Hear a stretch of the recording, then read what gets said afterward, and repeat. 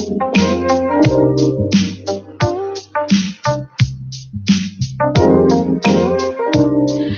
something in mind for you and I. Hey, it is me, Wanda B. You are listening to the sounds of peace, love, and wine here on IntellectualRadio.com. It is 2 p.m. on Sunday, my favorite time of the week.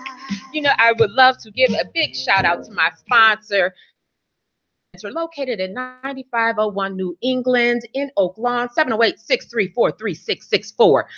If you need some healing, some yoga, some meditation, if you want a vision board, get your 2018 right Journey to Wholeness Center, please check them out, 708-634-3664, journeytowholeness.com.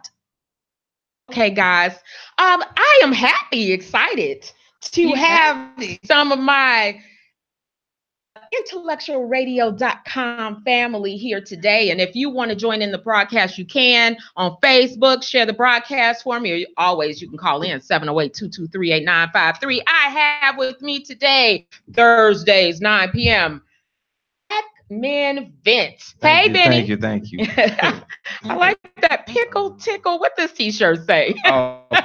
It's available at cafepress.com. V ammo. Okay. Pickle tickle. And I can explain what the pickle tickle is if you don't already know. Okay, I don't know. We're going to keep going with that one. I don't know what we're tickling pickles. About that. Inside. Hey, this is the first time this year for you. It is. We've been missing you. Hey, 2018. Happy New Year. Oh, Kara, have you been here this year? No, this is my first time. Your first time here this year, too. Oh, Kara was sick. He was sick. You feeling better, birthday boy? He was on sick and shut-in list. And then James Borshade, our certified life coach. Hello, everybody. Hey, so, James. Got a full house here today, and I'm very excited to bring all my friends here to you.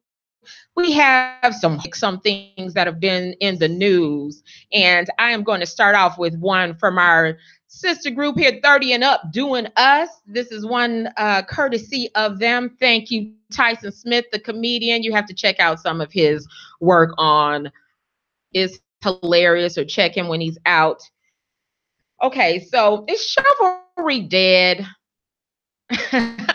What do you guys think about that? Is the concept of chivalry a lost art? Don't everybody talk at the same time. Come on, black man. Go on and vent. But the art of chivalry has been corrupted and poisoned, in my opinion. What you have for years is men being chivalrous, and there was a reciprocation to that with a good woman. But now you have men being chivalrous and people taking advantage of that. It's kind of hard to do it now. Plus, there's a lot of females that think that's weakness to be the nice guy like that. The door for a woman, or what is no, just being nice in general. Like, I've talked to a lot of females that said that when the hammer is gonna come down for somebody being nice, or you just being nice or being fake so you can smash or something, you know what I'm saying? So the door open. I am a nice person myself naturally. So if you are 3 feet, like, there's a rule. If you're 3 feet, I'll hold the door for you. If you're more than 3 feet, good luck with that. Oh, if it's a grandma, yeah. I'm talking about and that was going to be my question. Are you only chivalrous with the intent of reciprocity? No, there was back when chivalry, when gentlemen used to throw their jacket on the puddle of water so that the missus can walk past the water. Other side of that, the missus held him down. Okay, if you're on a date with somebody and you're opening doors and stuff, you're showing them respect, and it's a little bit of chivalry going like it used to go. That's why a lot of people are saying, chivalry is dead. I think gender roles have fallen by the wayside. And so with gender roles kind of falling by the wayside, naturally you have chivalry kind of falling by the wayside. But I think that if you're in it to just be a gentleman, then I think women don't miss it, and I think men I think a lot of women don't, because it's not the normal anymore. So Normal for yeah, men to be chivalrous. I love people watching. Watch when you see a couple approach a door, the woman doesn't step to the side. For the guy to open the door for her. But I've even been on a date where I stepped to the side and he was like, well, I mean, I don't believe in those old school values. And so we stood at the door going back and forth about the daggone door. Like, it was a sign of him being emasculated or into being this chivalrous guy. But it's like, by you moving to the side, it's like you're expecting this chivalrous act from him. Absolutely. So when you're expecting it, it kind of ruins the whole thing, No, that's what a lady does, though. If we're walking to the door, the interaction of the man is that she's quote unquote, use the word submissive, but she moves to the side for you to open the door. And beat you to because she it. expects you to open the door. In a situation where I want to open the door, I'm going to step ahead of her and open the door. Not going to. But sometimes it's just a matter of the traffic that's going through. You may not make it to the door before. Well, if I plan on opening the door for you, I will make it to the door before you. I forgot what I was about to say. Go ahead. Yeah. Now I'm going to preface my dear black men. Benny, y'all all have to check this show out because he's very authentic to himself. He doesn't. He's himself at all times. and he should be. Great. I think this is always the most entertaining conversation you could ever have. I've experienced a woman who didn't appreciate chivalry, and so I keep doing it. I don't do it because of her anyway. I do it because of myself. Tracy Crawford. I've never seen it. You've never seen it? I've never seen it. Tracy Crawford said, "Hey Tracy, and everybody on Facebook, thank you so much. Share the broadcast." She's saying, too many songs speaking about women's independence. Has that hurt us with the I'm so independent, I don't need you to open doors? And is that what you're experiencing, even when you said a lot of women are not wanted anymore because No, I said that it's not the expectancy anymore. Happen often. So okay, if I'm approaching a door at the same time a man is approaching the door that I don't know, I still reach for the door to open the door for myself, because the normal is not that he's gonna say, wait, I got the door for you. And so and that's,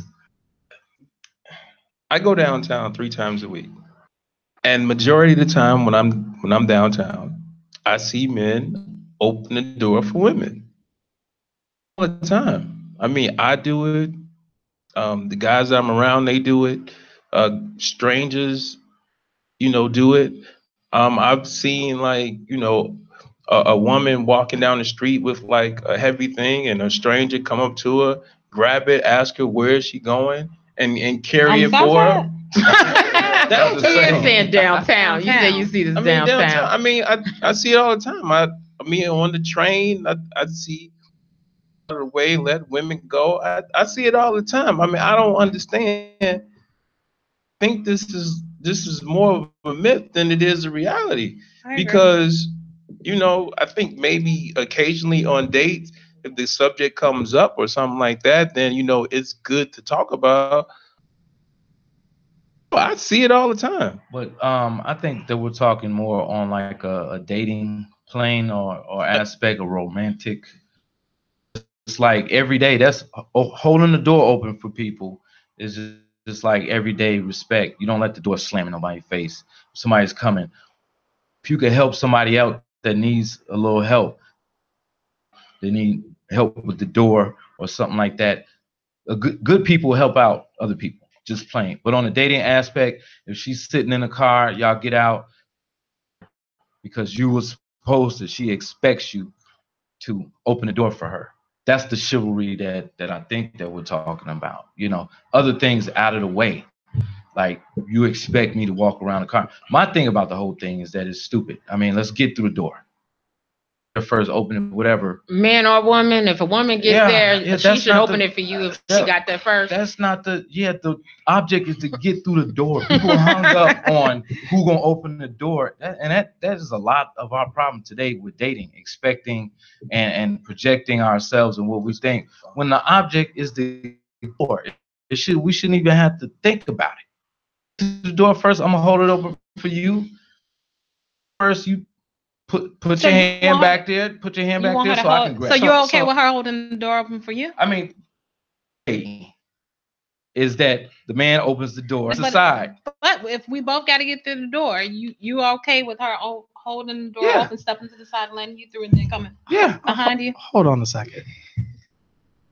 I've been patient as I listen. The chivalry is not actually what's dead.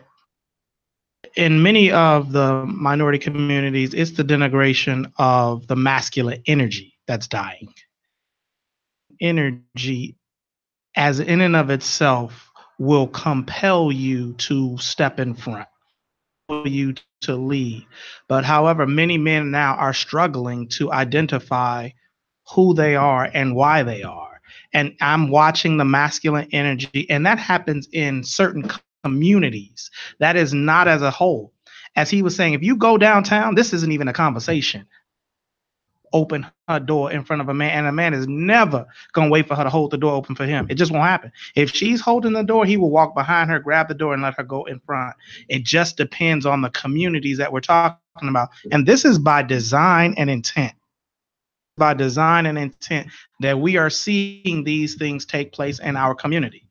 The roles, the masculine energy and the masculine role is being slowly, carefully, systematically, and methodically erased. I agree. I would agree on a lot of levels, and I know the reason why. These men are struggling because with their source guide is their mom.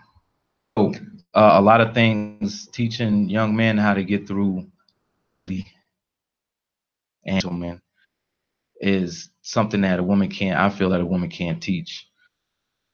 And also on a grand scale in society, being a man, period, is almost becoming illegal. Where if you do anything manly, it's very frowned upon. Somebody or anything. It's just like, no, don't do that. And I see a lot of young boys that are emasculated because it's just bad to be. They see how bad it is to be a man, and they will hanging out with their sisters or their mom or whatever. I see it too on a grand scale. Clear though, because I want to make sure that we really put this in perspective. Young men have been and are being emasculated, but it ain't because the women are doing it. It's not even necessarily because mom is the one raising them. There is an entire system to remove black men from their homes, to make it a problem to have a two-parent household in the minority community. And it's not just African American community, in the minority communities. This is being done by design. And so the first thing to empowerment is first understanding the game you playing. Because this is a serious, they're playing a chess. This is a chess match. They're playing 5, 6, 7 generational moves ahead, and we're still back playing checkers or Connect Four. And until we understand completely what game we're playing, we will continue to see our communities disintegrated. We will continue to call our communities disadvantaged, underprivileged, underserved. When the truth of the matter is, there is a major game. We are in a society that finances is called capitalism. One group capitalizes on the misfortune of others. Now, when you don't have misfortunes of others, you create misfortune. Here is the creation of misfortune so that another group of people can capitalize on it. And that is the conversation we need to have so that we can start banding together as opposed to being separate. And the moment we band together, and until then, they won't. They'll continue to play this game with us. And just to piggyback off what you said, it's just not happening to young men. It's happening to young women. Women are being fed that a man doesn't have to do this for you. A man doesn't. If he does this, that means that he wants this. And so, and so when the guy is being chivalrous, back on that negative placed into her and saying that, oh, that means you're weak. That's what auntie said. That's what mama said. That's what the girls on the block said. So you must be weak. And so it's just reciprocal, but fortunate that it is. Well, I disagree that it's a grand design. I think that we all have our choices and we all play a part. Offers me crack doesn't mean I have to smoke it. Youth, TANF moms, and ex-offenders. That's my day job.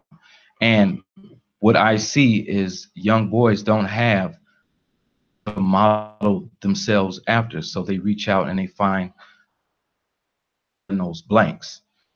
And as far as, you know, welfare and the man not being in the house in order to get welfare, the United States, they get the same welfare white folks in the Appalachians get. How do they hold their family together?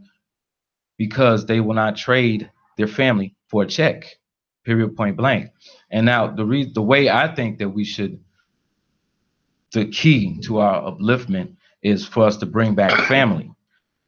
Don't get married anymore, or they don't see anything in it. But having a mom and dad in the household, missing. And it's not missing from anybody else's culture to the way it is with us.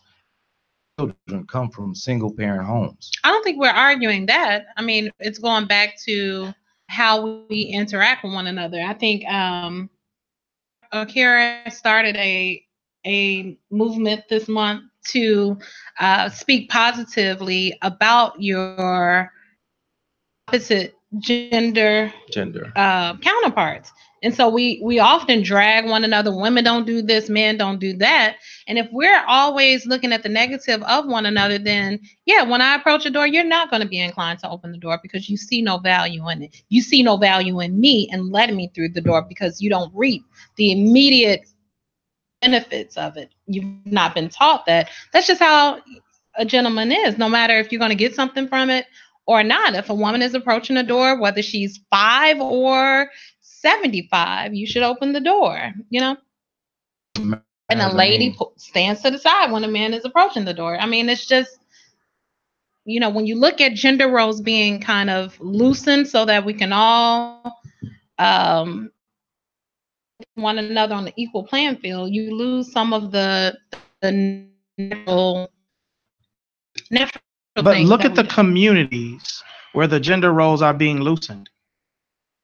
It's just one group of people that they are showing you that gender roles should be changing. Mm-hmm. It's not in any other community culture. It's just one. And we didn't create it, but it is being mass produced into our community. We don't control media. We don't control television. We don't control radio. And that is where they are showing us what we're supposed to live like. It is being mass produced by the millions of impressions into the homes and minds of African Americans by design, on purpose. And this was written hundreds of years ago to do this. The interesting thing is that intellectually, men and women are equal. But let's not get it twisted. Men and women are not the same. You know, to buy into it as if we are the same. We not. Yeah, I can cut the grass without a shirt on. Can you? The reality is that, look, there's physical differences. We are more better ability to protect women. Is basically what that's around. Absolutely. It's around protection. It's around taking care of someone who isn't as physically capable to take care of themselves as to. And that's what the spirit of it is, and that still hasn't changed, regardless of finances, regardless of intellect. That's still the same. Sit up here and act like, because women make as much money, that all of a sudden changed. Unless she's walking around with like a bodyguard who's Bruce Leroy, it hasn't changed. Bruce Let's Leroy. stop acting like it's different. It's not. And so it doesn't have to go away. We're not the same. It's that part is still the same, consistent throughout mankind. What you think, Benny? I think he's right, and that's where it came from, the protection of women. And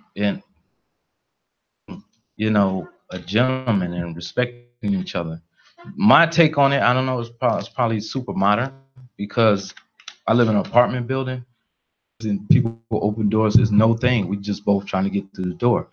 But if I was on a date, of course, I would open the door and say, "Madam," But I don't If ever we go to the expect. Hooters, you're not gonna open the door? I don't expect. It depends on. It doesn't matter. He's saying that whoever gets there first, open the door. And it's these little things. I think that's real petty. Like, what I'm saying, to expect that.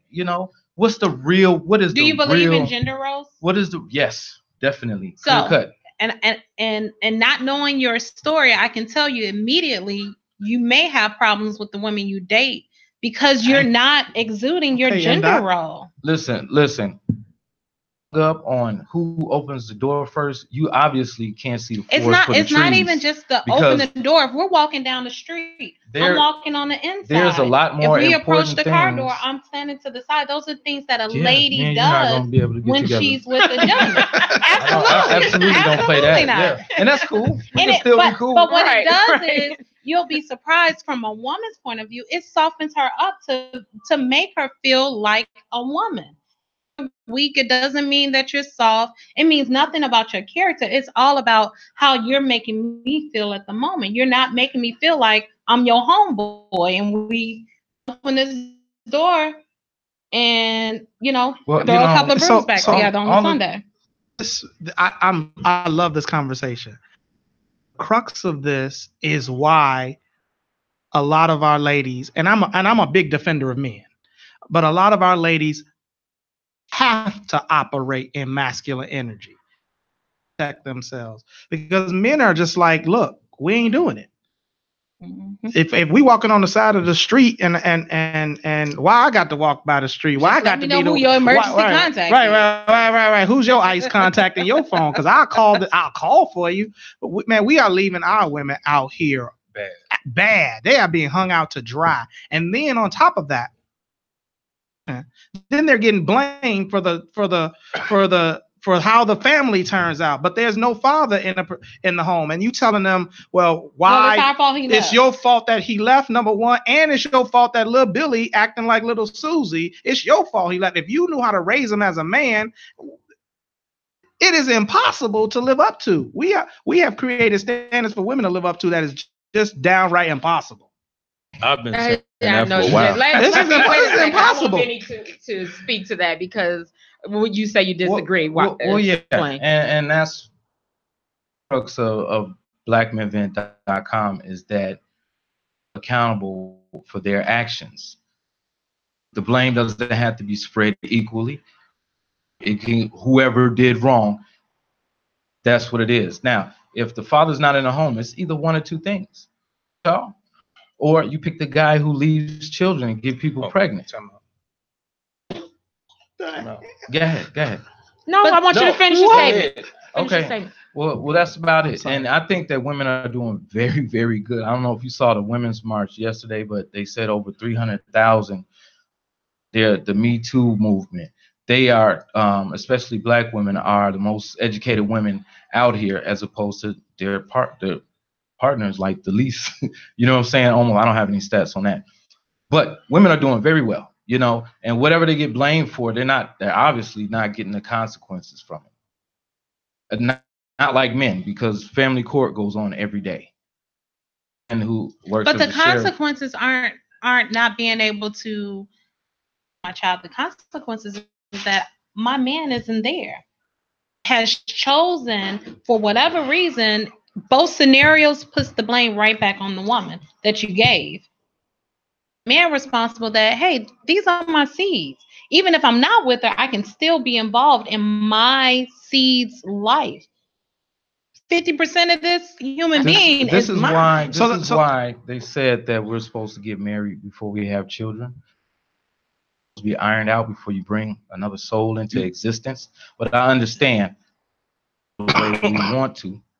Okay, and we all understand how sex works.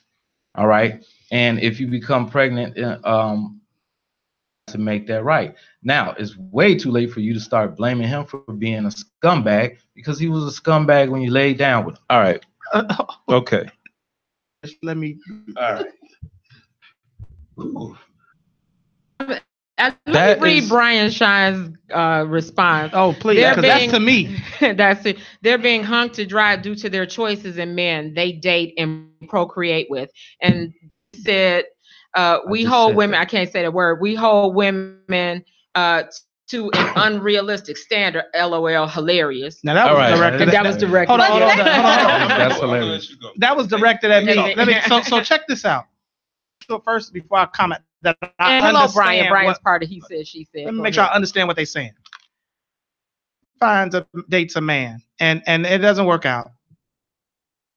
And they procreate together. They procreate together. Mm-hmm. Jerk. It's her fault for choosing the jerk. It's not his fault for being one. This is what because you feel me. It's not her fault for being one. The guy, so therefore she chose the guy. Nobody can procreate with a woman unless the woman says yes. Please go. Well, hold on. If she says no, it's called rape, and he's going to jail. Hold on. No man can procreate with a woman unless he said. I don't get when you lay in, but when you lay in the bed, you have a choice to put your penis in my vagina. If you put a bad guy in that your position, penis. whose fault is it? So if you put a bad guy in that, because there's tons of bad guys. So he's not. It's his fault for being a bad guy. So who cares? There's bad guys everywhere. It's what? Why are you choosing a bad guy? Why are you a bad guy? Why are you a bad guy? Why would you choose a bad guy? Why would you be a bad guy? Why would you be a bad guy? Look, I don't know why bad guys are bad guys, but I know there's good guys out there you could choose from. That's the issue. That is the issue right there. Guy in that position. That's the issue. Is that men do not think that men who are not good people, good fathers, or good no accountability for them not being good people. Like you're looking at, okay, I got 100 men, 50 men that are bad men, that only leaves another 50 good men, let's just say. All right. If there's 100 women, what are the other 50 women are supposed to do? You don't have no problem with the 50 men who are bad. What we have a problem with is the women who chose them. Are you serious? Can you really be serious about having a problem with men who are bad? Y'all just go right over them. Like they don't even matter. Like they don't count in the equation. That's where the accountability starts. Men who are no good count in the equation of men. Yes. Y'all act like somehow it's kind of like white people when they say white trash or something, like they don't part of the white race. Men who are no good are part of the problem. They are part of the equation. You can't just have 100 men, have 50 of them be bad, and just be mad at the women. You can't speak on that until the 50 good men are taken up. 50 good men. When the 50 good men are taken up, if the 50 good men are taken up, all right. Okay. So if the 50 good men are taken up, if they're good men, then they're staying with the 50 good women. So we still got another 50. That's a big if. Where's the 50 men being taken up to, though? We don't even have to go. Hold on. We ain't got to go into equations. We just talking about basic human accountability. You telling me it's not the person's fault for being who he is, but it's the person's fault for choosing to be with him. No, if you're a scumbag, you're a scumbag, and society should look at you. And how do you? But I think that between good guy, bad guy, and you choose bad guy. And that's on you. Okay, now see, wait a minute. And here's where the lie, and that's where the problem lies. Is because y'all think that women are just. I'm sorry. That's picking over the good guy. And that's what the problem lies, is because TV men are acting. There's too many men who are acting like there is this long line of good men who are just being passed over by women, and they're just going past these. We have a caller. I'm not going past these women, in order to go to some dude who no good. That's exactly what's going on. That's not true. As if on blackmenvent.com we had 30,000. Y'all, let me take this call 1 second. Come on, Brian. What you got? Hi, caller. This is she said on IntellectualRadio.com. What's your name? Where you calling from? Yeah, I'm calling from Chicago. All right, what you got to say, B. Shine? First and foremost, I've been enjoying the show, everybody. Loving to hear y'all different views, more to being able to debate in person. What I'm saying is that the responsibility, regardless of the 50 bad guys and 50 good guys, your choice and your mate still falls on you. Exactly. Everybody got to have self-accountability. Yeah, we got to look at the 50 bad guys. That's what we're saying. At the same time, you chose that. What? 50 bad guys, you still had other choices. You even with that scenario, we know that when you say only 50 and 50, so Brian, there's only 100 women with 100 guys, and that's 50 so Brian, get a good guy unlimited to that bad guy, but that's really not life scenario. There are a multitude of good guys that women can choose to be with, the same way as a multitude of good women that men can choose to be with. Brian, what's considered a good guy? I don't look at the woman, I look at him because, dude, that's the choice of the woman you want to be with. And vice versa, especially more so with women, I judge them by that because everybody likes to say it takes two to have a child, but at the end of the day, everything has to fall on if the relationship. That's real convenient for men. Exactly. Real convenient for men. Hold on. That ain't even biblical. I feel like women should be way more protective of themselves and their wombs, and you have to make better choices with these guys. Thank you, Brian. Thank you. All right, Brian, right on to the real, deaf to the fakest, brother. Goodbye. You need to have him on your show. Thank you, B. Shine. We appreciate your call. Here's listen to Black Men Vent Thursdays at 9 o'clock. I know you'll love it. So here's the rejected man's cry for being rejected. She keep passing up the good guys. I'm a good guy. Good guys don't even say that. Good guys don't say that. Good guys don't even talk like that. The good energy, like, dude.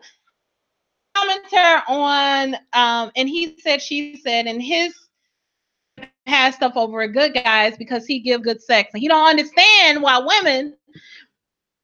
Because he laying pipe. Well, because women are looking for something much bigger than what's between your pants when selecting and electing a mate. So you're probably not a good guy. You're probably what they call an F-boy. And so everybody be accountable for yourself.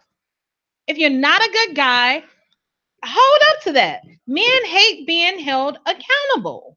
We're always being called. Hold on. Women are always being called to the floor being accountable. But nothing is ever their fault, though. Hold on a second. How are you guys accountable? You're not even accountable for who you let inside your body. So what are you saying? A couple things. How is a woman to identify the snake in the grass? Exactly like the grass. No. How is she to identify good guy, bad guy when they look, talk, act, smell, dress the same? And go. Here's the thing. This is where dating came into place. I want you guys to consider that they say somewhere that black women are 70% single. Look at other races, they have scumbag men too, but you know what? Their women don't choose them. When you're choosing a mate, we'll read whatever you want to read. Question. No, you have to look at the source. Okay, the source will tell you exactly. But if the source is neutral, then you can. When other races are choosing a mate, they choose someone who will benefit them as a family in the future. If you are not putting people through these paces before you date them or have children with them, you're going to have these problems. And it's up to you. Men, what men do is they give presentations of themselves that best identifies with you. So if you pick 7 scumbags in the last and it all fell apart, guess whose fault that is? That's your fault. Okay? There's scumbag white guys. You know what I'm saying? There's scumbag Asian guys. There's scumbag Filipino guys. But guess what they doing? They're wearing condoms and they're not making kids that they don't like their white and Asian counterparts have to be accountable for allowing some dude to come in her vagina. All right, so here's the thing. First of all, you're wrong about that. First of all, you're wrong. You're absolutely wrong. You basically said that women from other races don't pick their men who are bad guys. That's not true. Oh, I'm saying the majority. The majority of them. That's not true. That's because why... it's not even true. It's not even true because I know plenty. I see plenty You're not of the white men of other men of other cultures who are no good, who get plenty of women from their races. So please don't try to act like just black women have a monopoly. Doesn't mean listen, that... don't try to act like black women have a monopoly on misery reading men. Because they don't. You see it all the time, and you see it everywhere. So I mean, it's facetious, but I'm talking about on a higher level. On a higher level, it's not true. If you look at the divorce rates of those that are getting married, those are our white counterparts, and their rates are high. I'm sorry, no, we are 70%. It's not even. It's not true. You can say that. The biggest part of the reason why black women are 70% single is because black men are not making the decision to marry. Or maybe because black men are not marrying men. How about that? The biggest problem is because black men are choosing not to marry. Scumbags in, they have children with 1 second, James. What did you want to say? That's the biggest reason. First of all, because our culture. Wanda, thank you for inviting me on this show. I did not know that there were men alive who think like this. I've heard people say it. They are. No, but hold on a second. Listen. And they're the ones that are dating the most. I can show you 30,000. Straight up. I mean, I don't even know dude that just called up and he had the same thing. But real talk, what we're talking about isn't even biblical. There is no evidence for this whatsoever. The foundation, every family is the male. The foundation of it, the male carries the seed. In every community, in every culture, in every country, the foundation of the family is the male. So in the African American culture in the United States only, because not in other countries, is the only place where you saying it's her fault. That don't make any kind. Y'all got me speaking. That makes no sense. Let me read this comment. So 5 minutes ago, it was petty for a woman to want to hold the door for her. And now we are judged for lowering our standards. If we want money maker, then we are gold diggers. If we want chivalry, we're petty. If we pick a dust bucket and try to clean them up, we're dumb or not holding our community down for not giving him a chance. Don't forget that one, Anna. You sound creature. I told you the standard is unrealistic. And then Brian says, why not be on birth control? Why not use a condom? You're a walking STD cesspool. This is waiting to happen. This is what I don't get. And this is always the thing that baffled me. I'll never forget this. It was me and 2 other guys. We had a conversation, and the topic was, and they was like, man, what do we do to stop teen pregnancy? And the dudes were like, we told our girls to say no. We tell guys not to always ask so much. And that is the thing that we like to ignore, is that just like responsibility not to have a child, man's responsibility to not implant his seed everywhere. If he's a good guy. But see, it doesn't matter whether he's good or not. But see, that's if he's a human being. Hold on. Okay, so let me hold on. Before you guys go, let me ask you. Is your stance that should be good, smart, and be able to pick out good from bad, a good man from a bad man? Is that the responsibility of all women? Is that what they're supposed to be able to do? Saying Yeah, all that- of what does that anything, say? saying all of anything is being facetious. But No, I no, think I mean- I think that everybody, including women, the best they can. Okay, all right. So does everybody, including women,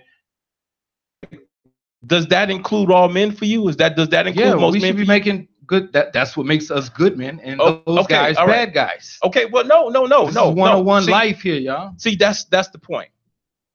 It's because, see, you conveniently like to separate. Well, there's good guys, there's bad guys, and then there's just women. See, that's how you're separating it. It's good guys, bad guys, and then women. See that? It's good guys, bad guys. Who bad guys, because they're bad, they're just bad. And so good women whatever. and bad women, right? And then you say women. Are there good women and bad women? There are. There are good Absolutely. women and bad women. There So, are. so there's hold no on, way. hold on. There's no So way there's- possible that make bad decisions as well. Oh, exactly. But here's the thing. Exactly. You've taken that. But you don't I mean, give the them. bad. But you're not no. giving them What the you've same done is consideration that you're giving bad men. No, he's taken the bad man label and label it over the whole. Woman No, who not believed in her exactly. men by him, She made a mistake. and No. he presented as a good guy, and he turned out not to be. Well, you know, Okay, other people But can and take it's not her accountability. fault for The being reason why you vulnerable guys and don't loving. want Wanda, them to take accountability can I jump in because here it real is quick? a heavy burden.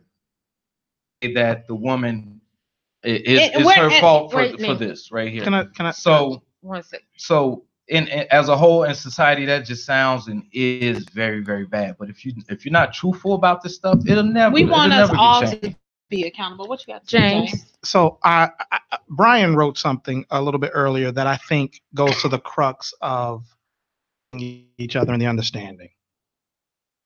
He mentioned that he said I was wrong, that the woman is the foundation of the home, That's correct. that the male is the provider, and if we don't agree there, never agree. Well, So hold on, let me finish.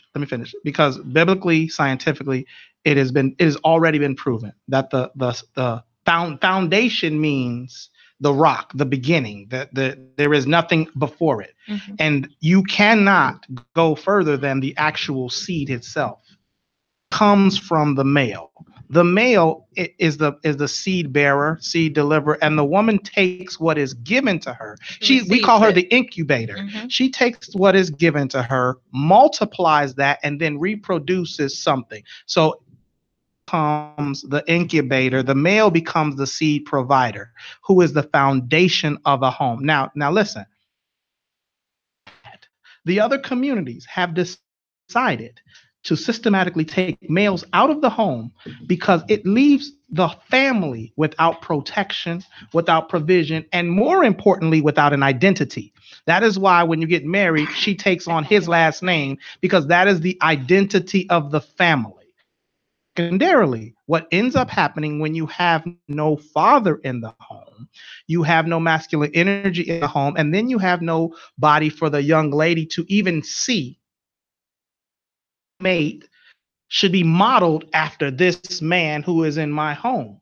And so you have no male for the man to model himself after, and you have no male for the female to model her mate after. And so if you really want to fix this issue, you have to put men back in the homes, number one, and you have to hold men accountable for being men in their homes. And this is not a James issue. This is not a biblical issue. Research has proven that if you take a man out of the home, the young lady is 7 times more likely to get pregnant as a teenager.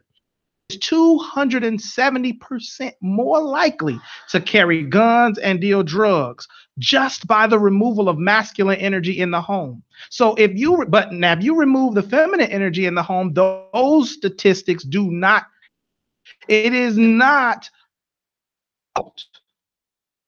She is not to be held accountable for choosing somebody bad. The person who is not an upstanding citizen should be held accountable for not being an upstanding citizen. How many times do good people fool bad? Do bad people fool good people? Fortunate, and it does happen. But I want to just address part. The foundation is the woman, and for the simple fact is that she chooses who's going to be fathers and husbands. Nothing is going to happen. The family is not even going to exist. Yes. Now, if he didn't put the Anything other than that is rape, brother. If You know what I'm saying? if he didn't put the seed in there, it wouldn't exist either. No, hold on. And that is life 101. No, it's not life 101. Let's go back. Yes does not create a family. The seed does, not the yes. Well, no, it's the temple. Remember, girls used to be like, "My body is my temple," and who you let in the temple about to happen. But if you let a bum in your temple, guess what? You missing basic biology though. Letting the bum in the temple doesn't create the family. It has she gave him the go. It has everything to do with biology. And this is what I'm loving about this conversation is that this is definitely a conversation that men having amongst each other more often, because I can beat a dead horse to let you know that as much of accountability as I have of who I let, there's a young boy that you've decided to walk away from and not tell, hey, me and your mom didn't work out. He'll show you the way. He's just going to repeat the cycle of the same energy. Some dude came from a male parent somewhere along the line. And so you can't hold me. And I'm not saying women can't be accountable. I'm saying that there is a fair amount. Listen, you can't, let me finish. You can't say that there's not a fair or shared amount of accountability of procreating and creating a child that he gets to walk away from and say that, well, you let me in, you let me plant my seed, so it's your fault. Whatever happens. Here's the thing. Stop, and this is to ladies in general, stop expecting things. Well, you can't hold on. You can't expect the good ones to do according to you. That's what makes them good guys, because they do the right thing. Absolutely not. Because according to you in the beginning of the show, a good guy, because you would consider yourself a good guy. A good guy is not, I don't open the door for you. I ain't waiting on you to do that. Why can't we just walk through the door together? Hold on. Why can't we walk through the door together? A good guy gonna say the foundation of the home is the female. So I'm gonna stand on the foundation of my woman in my home. And that's who we're saying is a good guy. And we're telling women, why ain't you choosing good guys? Because the definition of good guys is screwed. All subjective, but the general sense is that good guys are positive, and that they are basically not in jail, not selling dope, they swag is not this and that, they dress and all of that. The fundamentals of life, they are striving to do the best at. Okay, and if you have a baby other than somebody who's trying to be the best at the fundamentals of life, that's who you chose. So can I say one of those guys? Yeah, that's a good guy, right? Well, can I just say this? Or and then do you have another topic? I do have another topic. But here's my last. All the guys that I know. You can't push no real man out of the home. Family court would like a word with you, sir. Child, please. I've been to family court. You can't push no good man. Listen, they have something called a protective order. We are going to move to the next topic. Well, let me just say this one. And it's guess who was filed by? Thing that a conversation that doesn't take place in depth. You got all of these speakers and book writers that talk about women healing. No one is talking about healing the man's heart. The good guys are hurt. They've been hurt just like the good women have been hurt. Again, the responsibility is that the good woman seeks out help. She heals herself. To do. However, our men are not taking care of their emotional and mental self. And so we'll have this conversation round and round and round until they take the time to sit and think and focus on healing themselves. The good guy who's looking at the bad guy and saying bad guy is making it hard, you don't need to date. Hurt. No. Because you're hurt. No. Because you're looking at what is happening to the other person. And here's my thing. I really when I hear these women, I wasn't saying it for like when the debate, but the fact is I'm a good guy. When you I might see be y'all hurt. go through and you happen to be independent and all these bad things that happen. I feel sorry for you because there is you're here that you're missing out of probably because of your past decisions or whatever. Good guys are like, man, I have lived my life to the utmost and done it. I'm chasing after the American dream, and she chose this loser over here. I see the difference here. There is I see the difference now. There is a difference between a good guy. The good guy that I'm hearing being described as soft wants to follow softy locks. We talking about leading a home. When you are the lead, when you are the commander in chief of your house, when you are the commander in chief in your house, your kids gonna know you. Not a document, not a judge, not an officer can keep you away from being with your children when you are the commander in chief in your home. Okay, we're going to move on to the next topic here. The police want to talk to you because got an order on you and you step foot in that home. Guess what? You're going to go to jail, and you cannot protect or provide for your children in jail. And guess who's facilitating them? The woman. Who else called the police? Who else got this order? Right. In place. All right. We're moving Wanda. on. Go ahead. We listen to He Said, She Said on IntellectualRadio.com. If you want to call in, it's 708-223-8953. Don't call in. Ryan, don't you call no more. Anna says soft as warm butter. And this segment is brought to you by Ullman Home Improvement, 11636 South Pulaski, out 773-238-1829. George, tell George Ullman that I sent you. If you have drafty windows, it's cold outside, and you fear that air blowing through, please give him a call, 773-238-1829. Tell George Ullman that I sent you. Out. And also, our sponsor, because a lot of things, maybe something comes up here. Ask for emotional clearing at Journey to Wholeness Center, 9501. Men and women. Men and women. If you need it, give them a call. They have 18 different practitioners, all different forms of modalities. If you need them, please give them a call, 708-634-3664. They're at 9501 New England in Oak Lawn.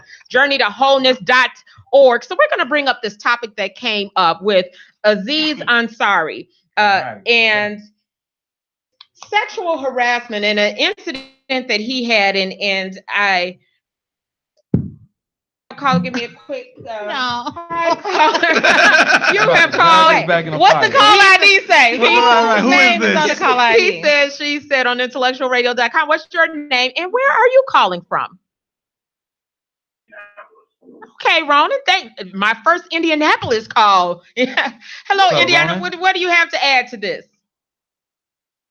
I know it's a very spirited debate, but I wanted to speak from personal experience.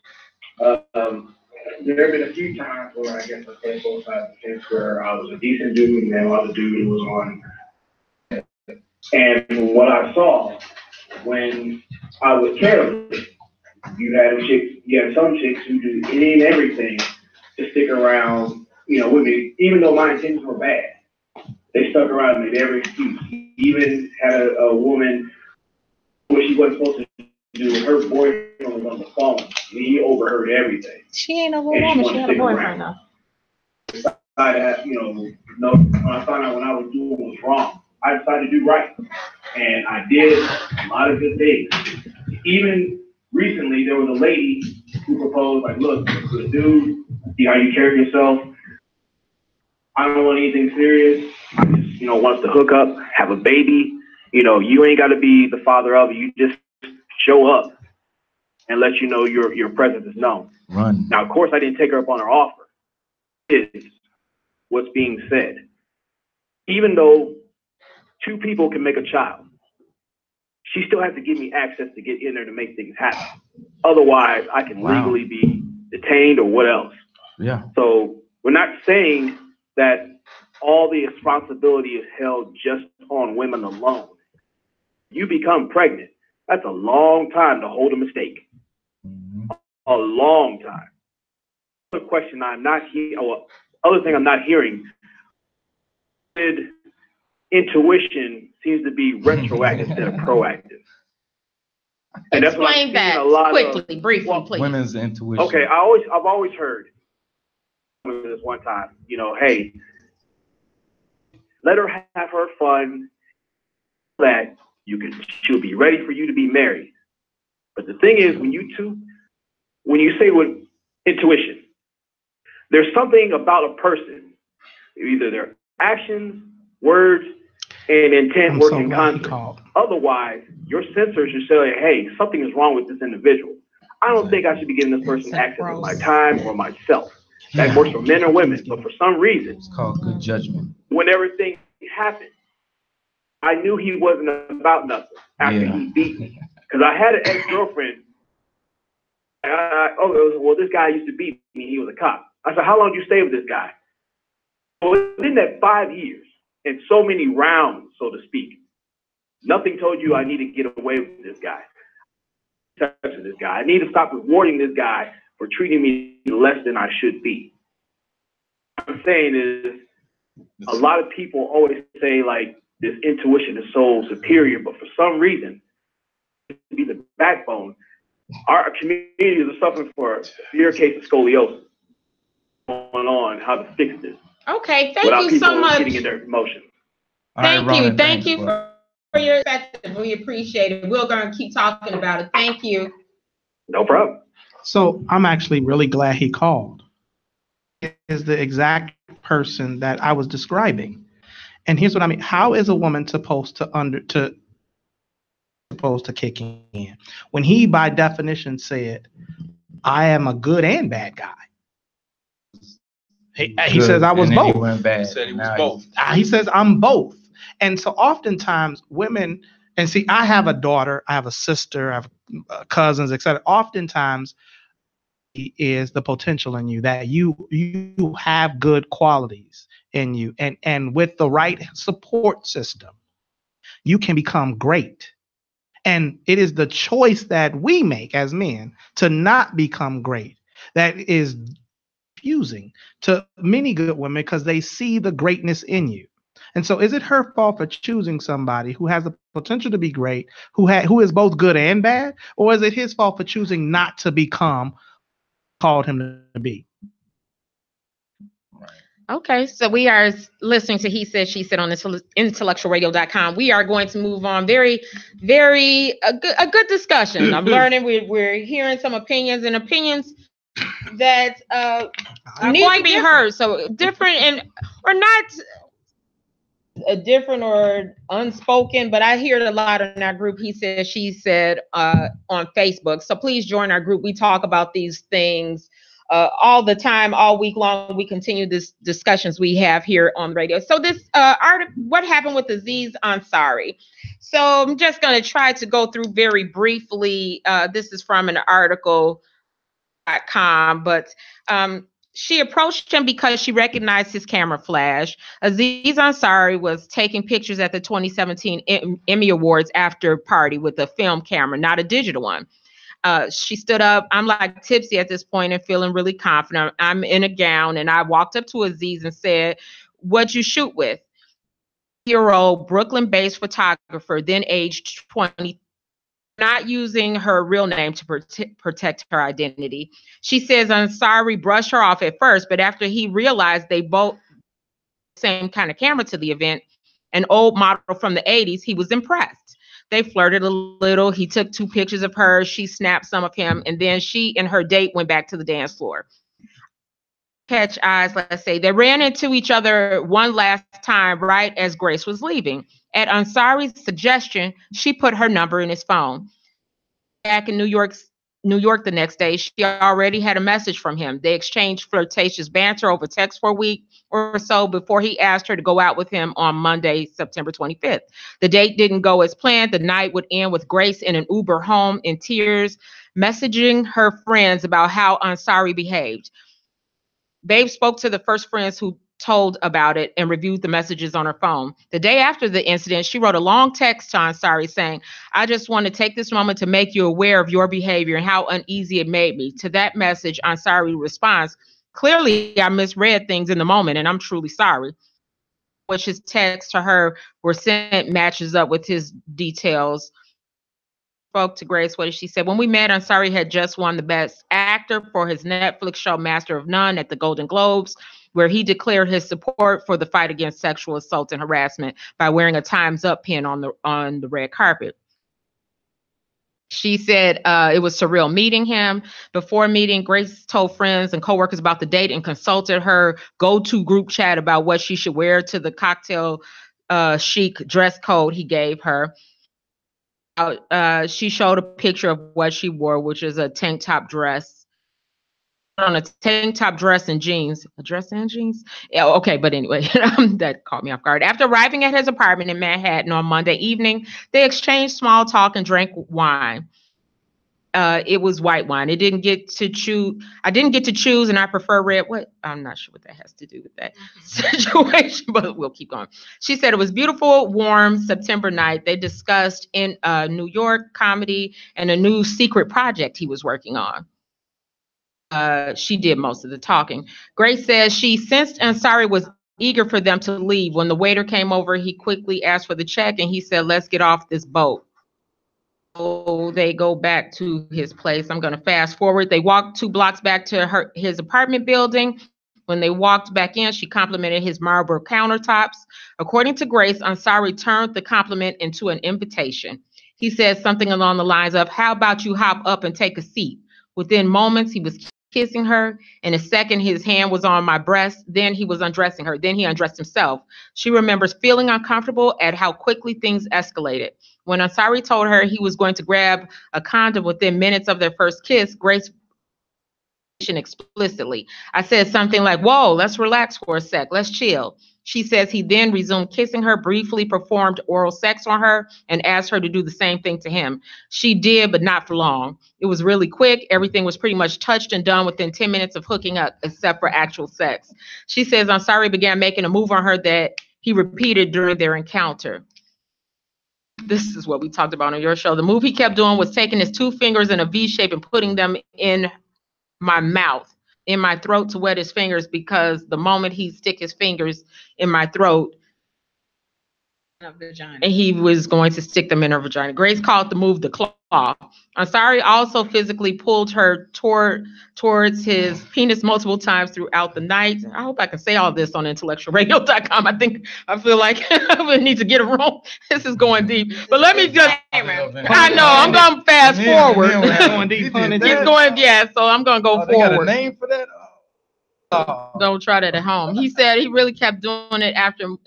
The main thing was that he wouldn't let her move away from him. She compared the path they cut across his apartment to a football play. It was 30 minutes of me getting up and moving and him following and sticking his fingers down my throat again. It was really repetitive. It felt like a game. Throughout the course of her short time in the apartment, she says she used verbal and nonverbal cues to indicate how uncomfortable and distressed she was.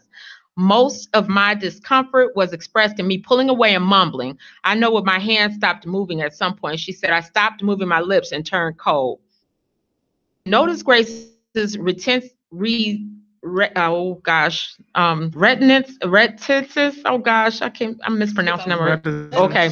Or unknowingly ignored it. It is impossible for her to say, I know I was physically giving off cues that I wasn't interested.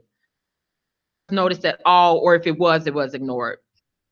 So fast forward, she winds up, Grace says she spent about 5 minutes in the bathroom collecting herself in the mirror and splashing herself with water. Then she went back to Ansari. He asked her if she was okay. I said, I don't want to feel forced because I'll hate you. I'd rather not hate you, she said. Of course, it's only fun if we're both having fun, he said. The response was technically very sweet and acknowledging the fact that I was very uncomfortable.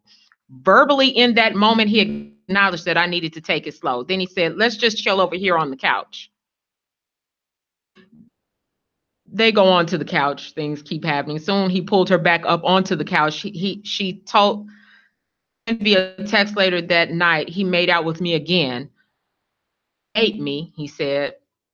So I'm just going to, we see how the night went, and then she went home, but it went kind of like that the rest of the night. Oh, there's a part I'm going to live now. The bigger part is that the next day, she tells her girlfriend, what should I do or whatever, and her girlfriend says, it doesn't sound like it, but you definitely should express yourself to him. She texted him along he felt. His response is, "Oh, I didn't know you felt that way. I apologize for you feeling that way." And so he thinks he wins an award at the Emmys, and then she goes public with her story. Oh, Jesus. Two allegations. How and here's the thing. You won, but if the shoe fits, the F boys will say, this is what we mean by Me Too. This is her case is a problematic case. It is a case of regret. And we don't know in the moment how she felt. If you've ever been in a compromising situation, I know I have before. Oh, if you did something wrong, you couldn't muster up the energy to leave. That's neither here nor there. The thing was for her to confront him. She did. I feel she then went on a smear campaign when she went to the media. Case that I feel strongly about, that it's not a cut dry, this is what we mean, this is what's wrong with Me Too. It's the whole. This case is not the whole. This case is and a problem to the Me Too campaign. She said he contacted her first afterwards and said it was fun meeting you last night. And she said, last night might have been fun for you, but it wasn't for me. You ignored clear nonverbal cues. You kept going with advances. She explains why she is telling him how she felt. I want to make sure you're aware so maybe the next girl doesn't have to cry on the ride home. The part where they perform oral sex on each other. Like at the beginning, he did her, and then she said she did it for a little while. And I forgot the lady's name that was had the rebuttal to it. It was hurting the Me Too movement, and this looks like somebody that want attention. And also, when you start having these allegations come out left and right, add people that's going to misuse those allegations. I think that's what we're seeing right here. The Me Too tag for this situation, which is just a bad day. Things went wrong. And what did he do the next day? He texted and said, my bad, I thought misread stuff. I did you, you did me. I thought the next thing to do usually is the next thing to do. That, I don't know. Then she goes, she's looking for attention. So here's my spin on it. When she leaves and comes back, say for instance, you and I probably will never make it that far, but you and I make it to the house, and we make out, stop, and I come back and I tell you I don't want to hate you. Why don't you kick me out your house? Yeah, well, Benny's gonna say, why didn't she just leave? If she felt that way, why did she stay? However, using your argument that women hold the power key, because I can very well leave his house and go straight. Listen, I can go straight to the police and say that you sexually assaulted me. So you gotta be there. So if you hold the cusp of the burden of being jailed, wrongfully prosecuted, why not kick me out? Because there's still a possibility to get something. No, there's a lot to that. Because first of all, let's what this really was. She was disappointed it didn't go how she wanted it to go, which is the reason why she mentioned she a specific way. All right. So part of this is a disappointment. The second thing is this. All right. So she comes to him and she says, hey, I don't want to hate you, whatever. Says, all right, well, you know what? You should leave. Now he's kicking her out before she really want to go, because she still wants this to go a certain way. She still wants him to like her as like a girlfriend or a potential. Right. Mm-hmm. So now she's like, because if she had totally whole idea alone, the reality is that she probably would have gotten up herself and left. She sat there because she still wanted trying to give this chance. She goes to the just- bathroom cleans and exactly. goes back to the couch. Why don't you Because go out the door? Exactly, because she wanted a rich, famous wanted- boyfriend. And so if he says, well, hey, you know what? Since you obviously not want this, why don't you just leave? Now it's, oh, he just wanted me for sex, and now I got to get out of his house. Now that animosity is It's there. kind of a lose-lose, And that I could- guess, in that Yeah, that's a situation. lose-lose. Like, okay, maybe there's a little rush or whatever. Let's let her chill out, let her, calm down or whatever, this, that, and the other. That kissing. They Her probably, story is like three or four attempts of him trying to get some. but they're not just 3 or 4 attempts of him trying to get some. There's also 3 or 4 attempts of her hoping it'll go a certain way too. Yeah. Because she always could have left. And this is what my issue with this is. If somehow there is a segment of women, as far as the Me Too movement is concerned, this, because of the fact that it was disappointing, and it's like expecting men to hold a certain type of, we're going to do everything in our power vision for the woman. Like, you don't get to say no. Said that no, she mentioned the color of the wine to illustrate that she felt powerless to make any choices. That's a good point. Well, I think what's glossed over too is they started dinner at a restaurant. At his date. No, they ordered dinner, and he said no. He said, let's not eat the dinner before. And in the article, she talks about it was lobster bites, and he was like, no, let's go back to my place. References that she felt stripped of her power even at the restaurant. Why put yourself in a position? But like you were saying, she felt that, oh, well, maybe I can change his mind. But to me, when you look at the guy's stance, is that you got so much to lose. He made these allegations to the police before it was cleared up that he did or His career would've did been Go over. to a not. man's house, and I know this is going to be an But I'm saying the unpopular man, thought the man process. should, And it should but not. But Should not. But Brian says, when I said, well, why not put her out? And this is the problem that I have with the male stance is maybe because he wanted to F a phone full of people that he could have called for sex. So why not? But it's not Why her. not cut your losses of your freedom, of your 'Cause money for litigation, because you still in improper power at that Because point. you can really offend somebody. She didn't want to just be sex. Now, same thing about her talking about him missing non-verbal cues. She missed a lot of them too.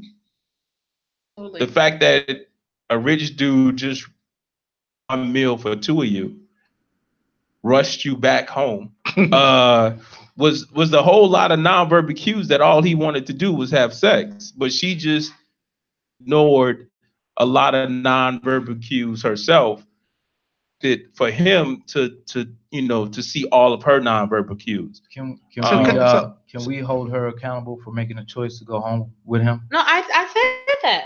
Okay. I said that. Why would she even go home with him? For this choice, but just not others. No, I never. Wait, point. what show are you listening to? My point. I have clearly I just made my said point. she was dead wrong. My point is that if you're concerned about your freedom, Oh no, I agree. why not put her butt out? Well, here's the thing that I know, and I know you're about to speak, brother, but been in a situation a couple times, not quite the same, but sometimes girls give mixed signals, and that's a tried and true example right there. They get into it, they're going too far, and she says no, stops. And as soon as the then mix, she came back, and then they start getting into it again, and she says no. Me, I tell her, if she says no, there's no means no. My body is trained to go, So, you know what I'm saying? when I look at this, I try to look at this from a perspective of a father. my son and my daughter. And this really just seems like a situation gone bad, for both parties. If it looks like, based on her story, it feels like she really wanted to, but she really didn't. Wanted to, but she really didn't. She really it looked like she really wanted to be special. That I could be the one for him. But it seems like he wants to just have sex. But I really feel like I could be the one for him. But it really seems like he just wants to have sex. And for him, it's like, man, she really seems like she wants to have sex, but she's just afraid. She wants me to slow down. So if I take a little bit longer, to me, this just seemed like a date gone bad. It is. But thing, James, I want to say is when she's going back and forth and when the signals are wrong, I'm saying we're training our daughters to say what you mean what you say. However, we're not training our sons that, son, if the signals get mixed, bounce. She ain't worth it. Kick her out, leave the scene. Because time and time again, but the brunt of the repercussions. Hold on, now. So why again, not just leave rather than hold on to a glimmer of hope that maybe she might? Because you got to be real careful. And I'm going to tell you why. Once the signal has gone, once she has indicated initially that I'm not so sure, how you play that next move absolutely could determine an allegation or not. And I'm not saying kick her out abruptly, but they still had the rest of the evening. Let's just finish watching this movie. Thanks for coming out. It's a way to smooth it out, to get out the door nice and smooth. Send her a text like he did the next morning. Because he didn't apologize initially. He said, I enjoyed meeting you, because he's still holding on to the glimmer that to the jackpot. So if I keep warming the pot up, it's going to whistle for me and it's going to be ready. So let's talk about it from a young man's perspective. Okay, once she initially says, no, you know what? I don't know if I want to. Can we just slow down? And you think, you know what? Let's sit on this couch. Let's watch the movie. You put your arm around her. She put her head back on your shoulder and rub your shoulder. You kiss her. She kiss you back. You're like, okay, well, maybe she does. Let me see where this goes. And you go, and then you go far. She goes far with you. And then she says, you know what? Not this far. And then you push back. You say, okay, wants to. And this is what some guys are like, I know she wants to, but I don't know where the line is. And if I just say, you know what, I'm done, then she could take it that that's all I wanted. Maybe I do like the girl, but I'm not. This is just a bad situation all the way around. But it happens so often. It happens. The thing is that you don't really want to offend, because let's be honest. If all he wanted to do was really have sex, what he really want is her to just go home. I mean, if we being totally honest, if he don't quote unquote like her, which he obviously didn't quote unquote like her like that, he really wanted to go home. And so now you faced with the aspect of, either offending somebody by sending them home, or spending, 1 or 2 life or maybe more trying to make sure you don't hurt somebody's feelings bad enough where they're gonna come report you or lie on you. I think putting his fingers down her mouth though, was that like trying to? That's some old white. That's some white foreplay. Right. So I mean, so basically he's probably sitting there like, man, I don't want to sit here for 2 hours, playing nice with somebody who I really don't like if I ain't really getting none. That's what it boils down to. I don't know how old the dude is, but also, that's basically what he had. He like. Also, I want to add that in these types of situations are tricky with different types of women. I know that there's some women that don't want to go so easily because they don't want to look like a hoe. Some type of challenge. I know it's myself, because when I turn over and go to sleep on you, you know what I'm saying? But if leave it there. Please don't say you got a course. No. Okay. No means no. I ain't risking nothing. Ain't nothing worth my freedom here. They've also gotten upset that I didn't keep trying. In these situations, you got to make the call, but I don't play that game no more. I'll turn over as soon as you say no, cool. But here's the other coin to this, and I'm gonna, because I don't necessarily believe we as men are to really get into the mind of a woman in that particular situation, because we don't know. I've never been in a situation where I felt powerless. And say that before.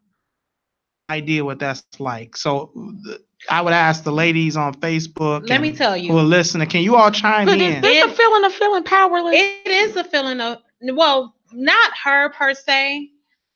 Situation where I'm at his house and or we may be making out or whatever, but I know I don't want to have sex. So it's the oddest feeling. It's the feeling of being frozen and then still trying to figure out, smooth things out enough to get out the door. I shared the date of the crazy guy who I was like, you just got to help me figure out. So me smoothing things out, was like, let's check this movie out. And I watched the movie and I was like, okay, he's calmed down. All right, so I think I can safely exit him to get out of this situation. So it happens. And like you said, no two women are the same. And so to me, it's one of them things, and I'm with you on that, with shared accountability again, and that a woman should be more, and even in that instance of me going into his house, I clearly didn't know him enough to be in his environment. And I take full responsibility of that. Now, if the table were turned, if you go to Aziz, it's like you got so much more to lose as a result.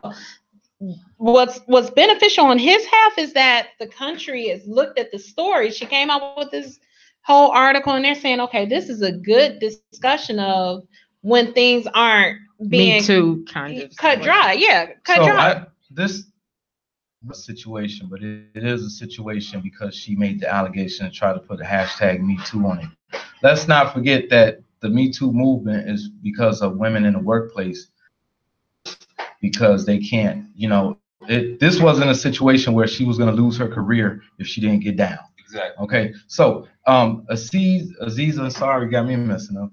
He didn't GTD, so that's it. GTD. Got the draws. Oh, thank you. I was just gonna sit here. GTD. This is gangster. Look, and all of them knew. Got the draws.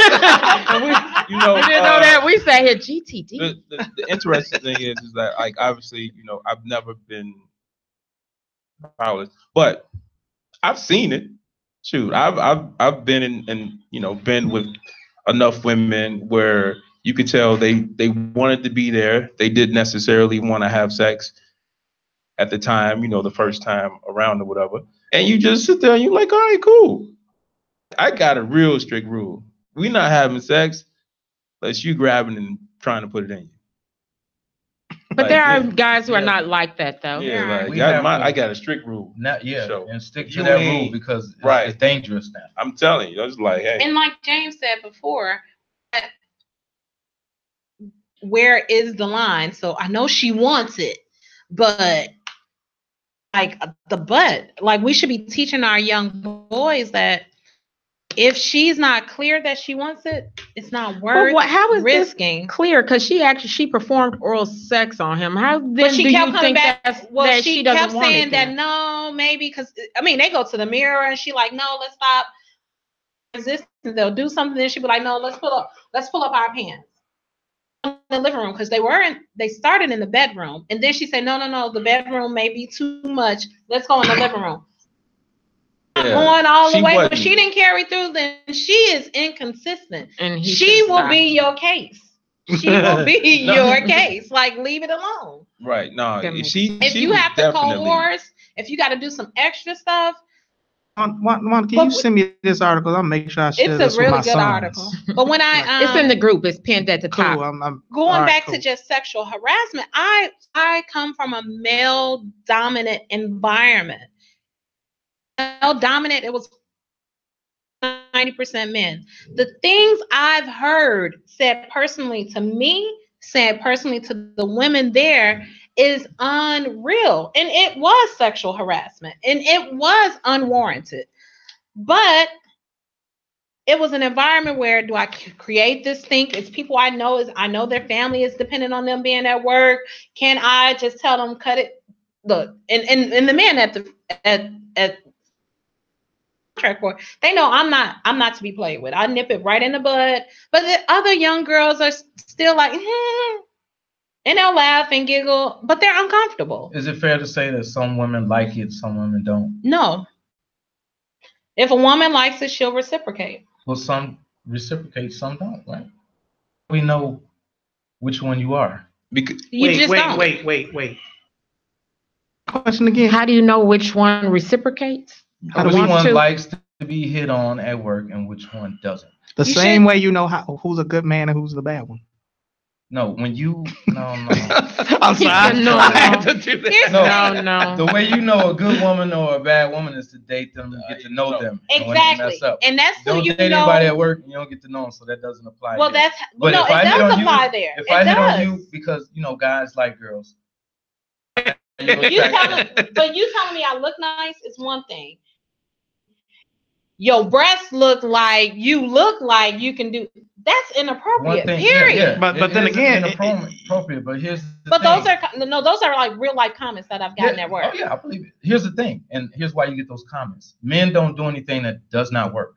Okay. Well, I've hollered at women saying, "Excuse me, but miss, here's the how you problem. doing? You look very nice today." And they said, "Get out of my face." I've seen dudes saying, "Hey, what that throat do?" And they was like, "You so silly. What you?" And they start talking. But probably here's the not problem. the same you're woman. You're taking specific instances and blanketing the whole. So just because No. saying your breasts look good in that shirt today, point, what you said is what worked on men only do it because it's worked on someone. Right.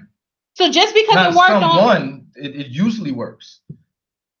What I'm saying is that, and that's problematic.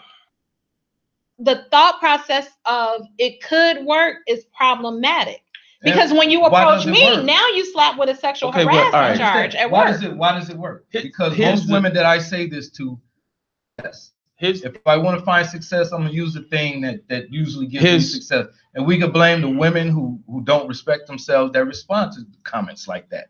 But okay, that's all right. Okay, that's all right. So the comment you just said is we can blame them respect themselves like that. So inherently, what you said is that the comment alone is a disrespectful comment. Who's cool with the comment obviously doesn't respect themselves, correct? Yeah. Okay, all right. Why, as a man, will you want to be disrespectful to a woman in the first place? Because even if it works, because I'm saying you look nice today, which is a respectful comment as well. If she's going to like you saying your breasts look huge or nice today, it would work in private as well. So that's what the point is. The point is that at work and you fancy some woman or whatever, rules at your job allows you to have that sort of relationship or whatever. You can privately or whatever ask a woman out, give a woman a compliment, give her the ability not to be embarrassed by, a lot of people, or no, then you should do it that way. Being disrespectful at work, already disrespectful. Two, nobody wants to go to work.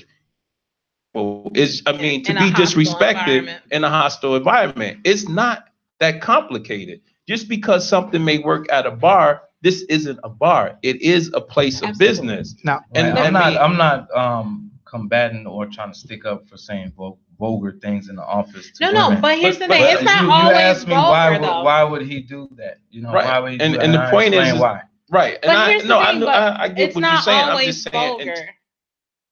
So said it could be. I watch. He's a football player, Marshall. He has a show on Brandon Facebook. Marshall. Brandon Marshall. Oh, okay. He has a show, and the women that work with him, women he come in contact with, he calls them honey, sweetheart, and baby. And that's against the law now. Consistent. But here's the thing. I don't even like a woman to call me honey because you don't know me. Use these words of endearment. Do you have a significant other? Mm-mm. Okay, so if you had a significant other, me and my girlfriends, we call each other, and this is what Coates uses as an example. What do we call each other? I'm trying to think of something more. Mama. Right? Mm-hmm. Are you gonna call her my mama? We call me and my friends. We call each other's mamas what they call them mama. But because we're brothers. We just met today. My mom walks through the door. I go, hey, Mom. I'm gonna call her by her last name. Exactly, because you don't have a rapport with her to call her that. You don't have a rapport with me to call me beautiful. You don't have a rapport with me to call me sweetheart, honey. You have a rapport to be like Miss, Ma'am, Miss Ward, and of course, those things that are not formal. But like Stezo said, so you can't call anyone good morning, beautiful at work. No, you can't. Because you don't have a rapport. Here's the thing: the women that like it, you have a rapport with them. Fresh to the job. But the first time I say good morning, beautiful, and you like, I don't play that. Okay, you don't play that. But not test the waters. Just don't test the waters. Why not? Because I have every right when you say good morning, beautiful, and to go to HR. Okay. So now you have created a foul that goes in. And now you have created a toxic environment at work. Because it's a word of endearment. Men and women, it is a term of endearment. But if you know they don't mean nothing by it. How do I know what you mean by it? Then why doesn't he say? Why didn't you call James beautiful when he walks through the door? Why doesn't he say to the guys, good morning, handsome? Because I don't. Exactly. So it is a sexually charged statement. Okay. It is a sexually charged. I get it now. If you in your mind take it there. No, you just said if he came through, you don't like men, and that's why you don't call him good morning handsome. One example. Okay, I'm the COO of my company. There's a lady that works at the front desk at one of my offices. Okay, she always wears these beautiful dresses. This looks nice on you. Boom, nice dress today. And she's like, oh, thank you. Never in my mind have I ever thought about having sex with this woman. But if in her mind, she said, oh, he's just saying it because he want to have sex. Well, look at your pattern. So James works at the same office. Do you tell him, oh, that's a nice suit you got on? It's good on you. Because you said, you didn't just say that's a nice dress. You said that dress looks good on you. Well, I didn't say that. I just said you did say that. I know I just said it right now, but what I usually say is that dress. This ain't listen, guys. This ain't hard. Yes, hold on. It's not hard. If you're trying to be respectful of the person, period, you're gonna be respectful because you can say, "Hey, that's a nice dress." The same way you could say, "Dude, that suit is tight." And you don't mean that, but if you like, good morning, sunshine, good morning, beautiful, wet, if you wouldn't say it to the dude in the office, then there is definitely a tone.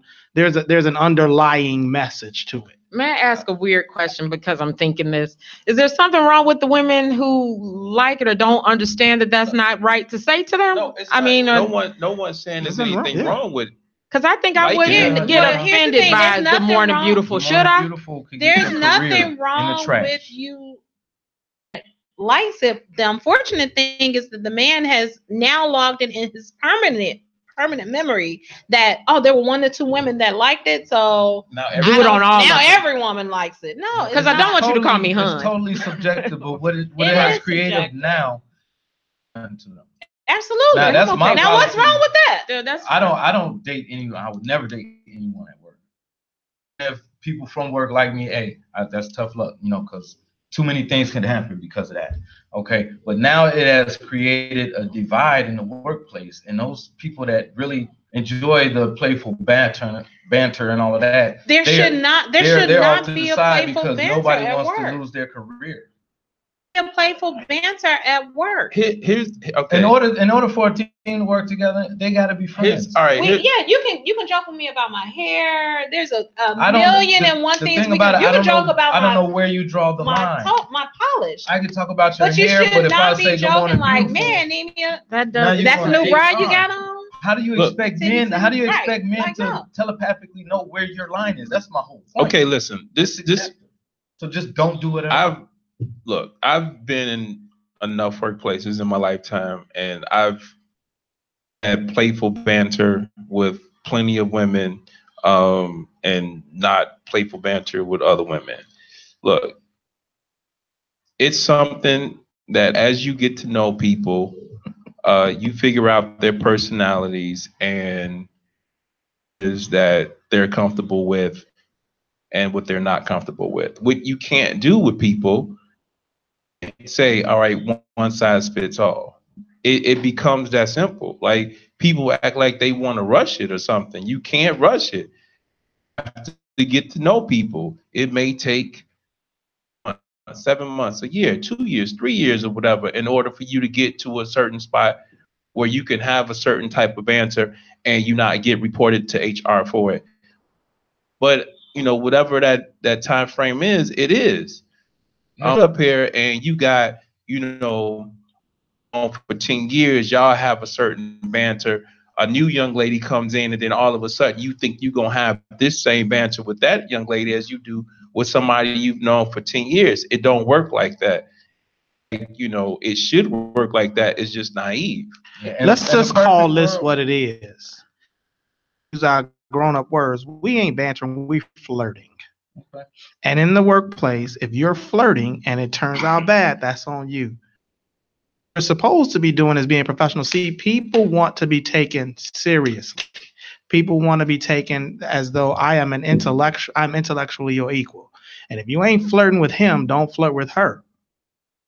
My company I work with, we probably got 90% women there. And be like, good morning, beautiful. Good morning, gorgeous. You can't do that, man. What Anthony say? Can you somebody read Anthony's comment? Anthony said, how about it? Is that the same man? How about it from woman? Stezo and Anthony, sorry. Stezo's is right before Anthony's. Okay. Some men have to realize that you can't say and do what another man at work does. Just because he can get away with saying good morning, beautiful, does not mean you can do the same. The ladies might like him and don't like you. And here's the thing. Also, I want to add.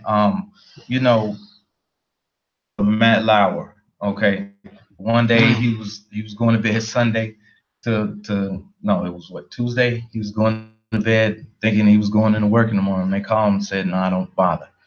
Why? He was totally oblivious. He was lead harassing or whatever everybody at work, and they just took it because he was the prominent figure. Now, on his side of things, they just took it.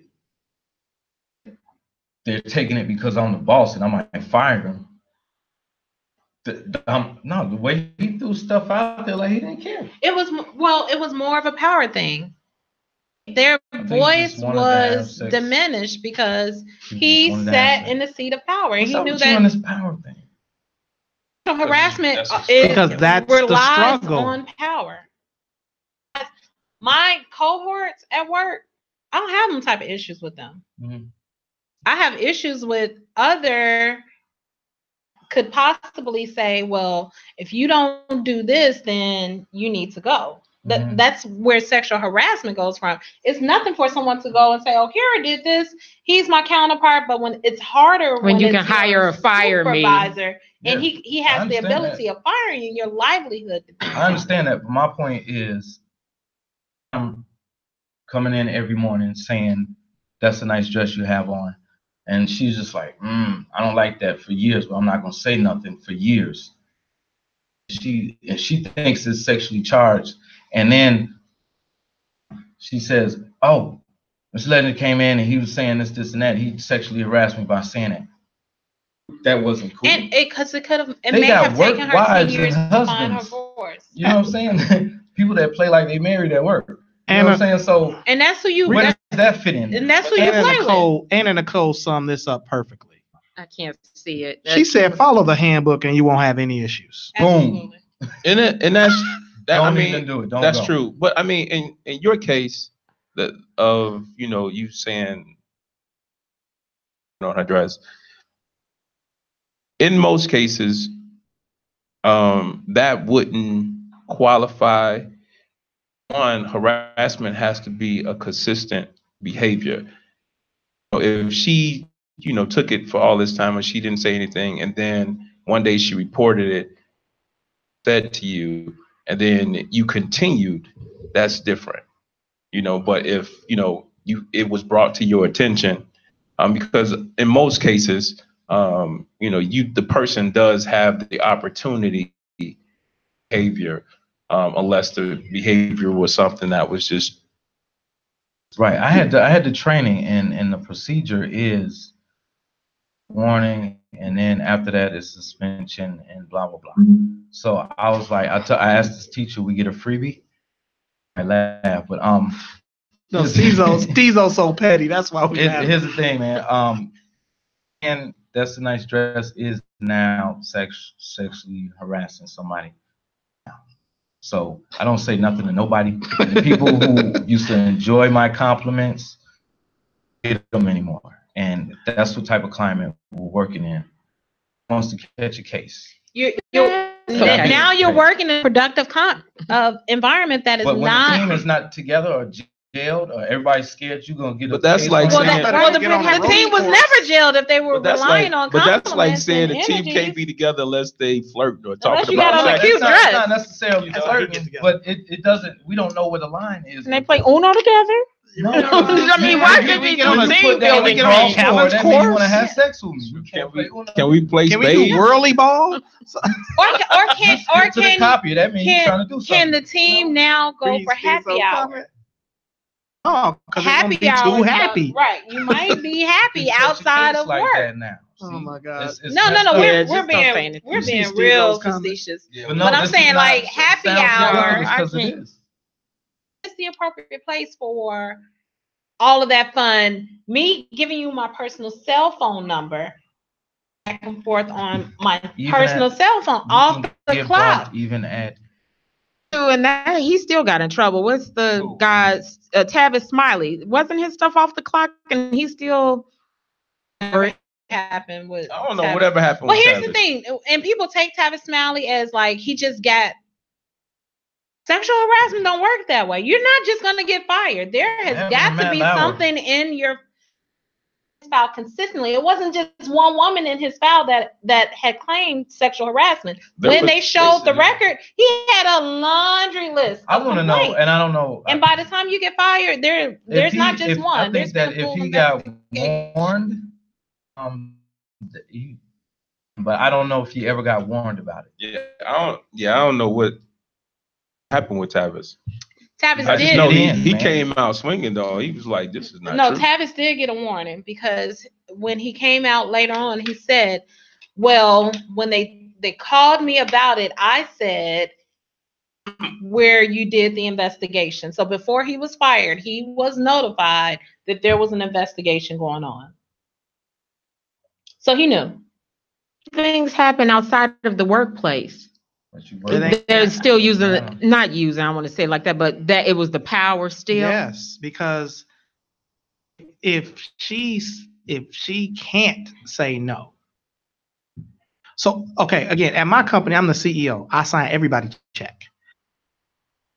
My employees ain't watching. I sign everybody check. So if I ask one of them out, it's hard for them to be, well, with our relationship, they'd be like, you crazy. But it'd be really hard for them to be like, what do I do? This dude signed my check. So I should go. You know what I'm saying? That would be putting him in a really bad predicament. Inside or outside the office, right? It's like 1,000,001 women out here. Just Get you a POFmatch.com.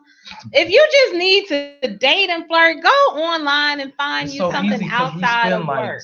You do spend a lot of your 60% time our at home day at work. at work. Yeah, Mhm. so convenient. Not like in a dating process, you take a date this week, take a date this week, and on the third date, you might get to know them to enough to go to the next level. But at work, you see them every day, and you get to know them faster.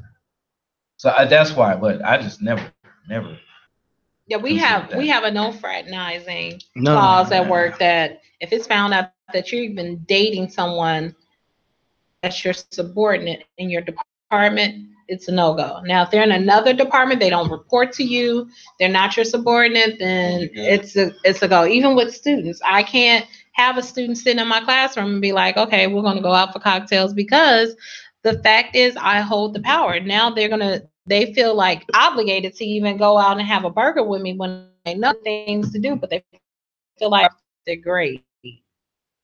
Go out and have.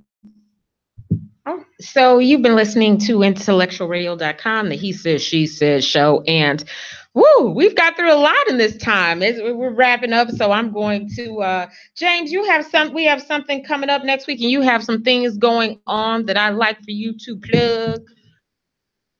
Next Sunday is going to be the Iron Man group. It's a group of gentlemen who we work together. We have a mastermind group of business CEOs, and we will be here next Sunday to just give you access into the minds of men. All the questions you want to ask, and you think the way you think men think, the way you think we operate, is going to be on full display next week to talk about. Man, that's going to be fun. That will be fun. The Iron Man on He Said, She Said, 2:00 next Sunday. Oh, Kara, how can they reach you? Well, James, how can they reach you? Tell us. Facebook at Coach James Borshade. You can reach me online at jamesborshade.com. Instagram, same Coach James Borshade. Okara? Okara Hollis on Facebook, Okara H on all other social medias. Nemia in dot. Look, you can find me in He Said, She Said group. I noticed I've been getting these weird like inboxes like friend me, and I'm like, who are these people? And they come from He Said, She. You can just find me in the group. I'm in the group. He Said, She Said. So join the group and find me there. Right. You can come and subscribe to us at blackmanvent.com. We also have Blackmanvent TV, and you can follow us on Twitter at blackmanvent. And also, we have a fantabulous show here at IntellectualRadio.com. Bring the truth, and now it seems like the fundamentals of life. Now we have to go through. Good. See you then. Black Men Vent style. Iron sharpens iron. Thursdays at 9 p.m. And so He Said, She Said every Sunday here. I have a couple things coming up. I'm going to go through them real quickly. We have my birthday party. My birthday is Valentine's Day. Her We're birthday gonna celebrate is at Valentine's Day. Valentine's Day, my favorite day. I don't care if it's Hallmark. It's my day. So we will be celebrating at Relax Lounge, 20901 Western Avenue, February 22nd. I'll be doing that with our sisters in media. We'll be all hanging out, and it's a single mingle night too. So it should be a lot of fun. Single mingling. I want to also. When are we doing our? Okay, and we'll leave that alone. Next week I have the Iron Man. The week after that we're going to have stereotypes and hood names. That should be another interesting. My hood name is Nene. Okay, we're gonna talk about that. We're gonna have Keisha here, Nene. and we're gonna talk about the hood names. And then thank you to my sponsors: A Journey to Wholeness Center, 9501 New England in Oak Lawn, 708-634-3664, journeytowholeness.org, Olman Home Improvement, 11614 South Askey in Alsip, 708-238-1829. And also thank you to our super producer, Earl Winfrey, who brings us IntellectualRadio.com every week. We have 70 different shows. I'm telling you, Sunday's lineup, we got Jaw Jacking next. Who do we have up there? They're from 4 to 6. Then we have Break Free, 7 o'clock. We have Another Perspective 8 o'clock, we have side streets and intersections. 9 o'clock, we will have, oh goodness, I'm drawing a blank, but check out our shows. Jaw Jacking is coming up next. And then I want you to come back here to He Said, She Said, the same time, same place next week, 2 p.m. on IntellectualRadio.com. Play baby faces, start a nation tonight. Relaxation, sweet libation tonight. Slow pacing, yet my heart is racing tonight. Let's toast to what matters the most. Time.